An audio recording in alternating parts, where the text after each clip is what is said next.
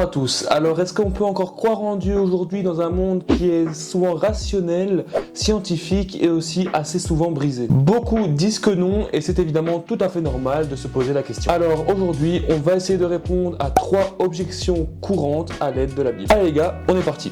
Il n'y a pas de preuve de l'existence de Dieu.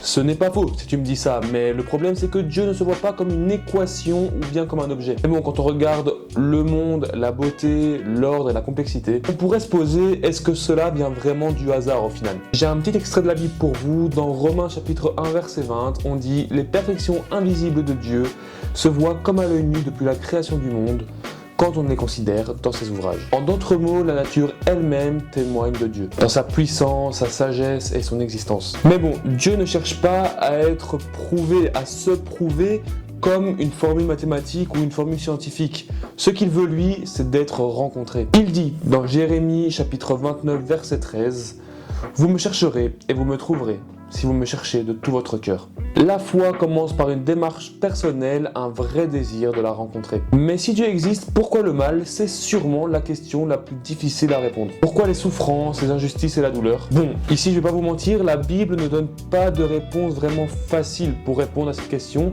mais par contre, elle montre un Dieu qui ne reste jamais à distance. Dans Jean chapitre 11 verset 35, on dit « Jésus pleurera ». Ça nous montre bien que Dieu n'est pas insensible. Il souffre avec nous et plus encore, il a souffert pour nous. Et le plus fou, c'est que le prophète Ésaïe annonçait déjà tout ça en fait plusieurs siècles avant la venue de Jésus. Si vous voulez la preuve, dans Ésaïe chapitre 53 verset 5, « Il a été blessé pour nos péchés, brisé pour nos fautes, par ses blessures, nous sommes guéris. » Avec ce verset, on se rend compte que Jésus a pris pour lui le poids du mal pour nous donner à nous une espérance. Et cette espérance est aussi une promesse, car dans Apocalypse chapitre 21 verset 4, on dit « Il essuiera toute larme de leurs yeux, la mort ne sera plus, il n'y aura plus ni deuil, ni cri, ni douleur. » Dieu ne nous laisse pas dans la souffrance, mais il nous promet par contre un monde totalement renouvelé. Les religions causent les guerres. C'est vrai que beaucoup de guerres ont été faites au nom de Dieu, mais bon, soyons honnêtes, ce que les hommes font au nom de Dieu,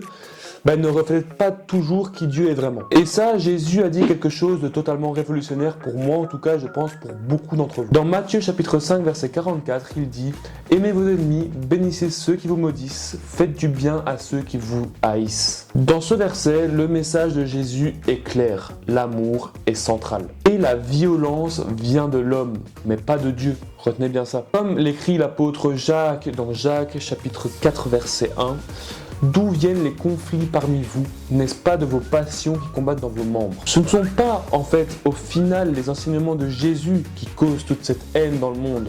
Ce sont les cœurs qui s'en éloignent. Réfléchissez bien à ça. Bon, si je dois faire une conclusion pour cette vidéo, je dirais que croire en Dieu, ce n'est pas avoir toutes les réponses. C'est au final choisir de lui faire confiance malgré les questions, parce qu'il est bon, parce qu'il est vrai et parce qu'il est proche. Et surtout, il se laisse trouver. J'ai un dernier petit verset pour vous, c'est Matthieu chapitre 7 verset 7 dans lequel on dit « Cherchez et vous trouverez, frappez et l'on vous ouvrira. » Dieu n'a pas peur de tes doutes, c'est tout le contraire, il les accueille. Alors continue de poser des questions, à chercher, et si mon contenu t'aide, n'hésite surtout pas à t'abonner, à partager tous ces petits versets, cette vidéo à des proches qui en ont besoin, ou rien que de les garder pour toi, de les noter quelque part.